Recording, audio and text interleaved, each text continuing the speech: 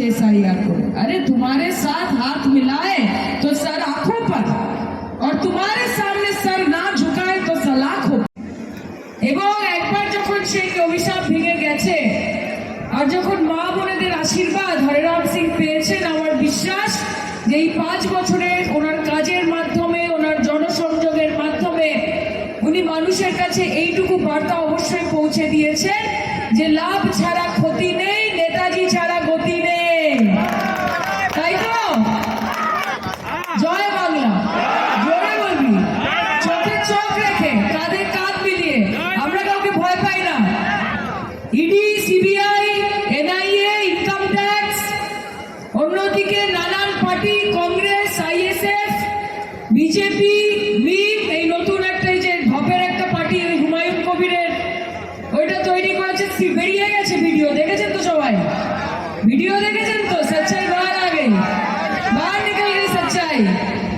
के बोलते हैं ना कि बैग से वो झोले से बिल्ली निकल के आ गई, जिसको लेके घूम रहे थे वो। पहले একদিকে एजेंसी, একদিকে ईडी, सीबीआई, लेकिन झुकेगा नहीं। नाम है ममता बनर्जी, कभी रुकेगा नहीं। 34 বছর সিপিএম এর রুল ছিল, 34 বছরের অত্যাচার আপনারা দেখেছেন, আপনারা সহ্য করেছেন, নিজের জীবন দিয়ে বুঝেছেন যে হারমাতদের অত্যাচারে নিজেদের জীবনের কি কতটা ব্যতিব্যস্ত হয়েছিল। মমতা ব্যানার্জি যদি ওই 34 বছর হারমাতদের অত্যাচারকে উৎখাত করে জোড়া ফুল ফোটাতে পারে, বিজেপি কি জিনিস আছে ভাই? ये बीजेपी क्या है? 34 বছরের সিপিএম এর রুলের এমন অবস্থা করেছে, 34 বছরের দোর্দণ্ড প্রতাপ সিপিএম পার্টির এমন দশা করেছে যে এখন ওদের লাল কাপড় ঝান্ডায় কম আর বিরিয়ানির হাড়িতে বেশি রাখে। তাই তো? মমতা ব্যানার্জি করেছে, একা করেছে। सही बोले कि नहीं बोले बताइए? सही बोले ना? सुनिए, लड़ाई जारी रखनी पड़ेगी। बंगाल घासेर ওপর জোড়া ফুল, আর টিএমসি মানে কি? টি ফর টেম্পল মানে মন্দির, এম ফর মস্ক মানে মসজিদ, আর सी फॉर चर्च माने गिरजा, टीएमसी। बंगाल बचेगा तो देश का संविधान बचेगा। हम धर्म के आधार पर राजनीति करने यहाँ पे नहीं आए। किसी सरकार का काम नहीं होता कि आप यहाँ पे हिंदू मुसलमान, इंडिया पाकिस्तान शमशान कब्रिस्तान करें। सरकार का काम होता है कि आप रोजगारी पे बात करें। सरकार का काम होता है कि आप पॉवर्टी पे बात करें। सरकार का काम होता है कि आप महंगाई पर चर्चा करें।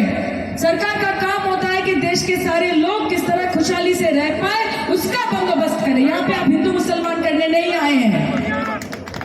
आपका काम है डिवाइड एंड रूल पॉलिसी। ब्रिटिशরা করতো, हिंदू मुसलमान করে ভাগ করে দাও, তারপর তাদের উপর শাসন করো। जिस तरह बंगाल के लोगों ने যেরকম ভাবে বাংলার মানুষ এই ব্রিটিশদেরকে খেদিয়েছে বাংলা থেকে, ঠিক সেরকম ভাবে এই ব্রিটিশদের দালাল আরএসএস এবং বিজেপিকে খেদিয়ে এখান থেকে বার করবে করবে করবে।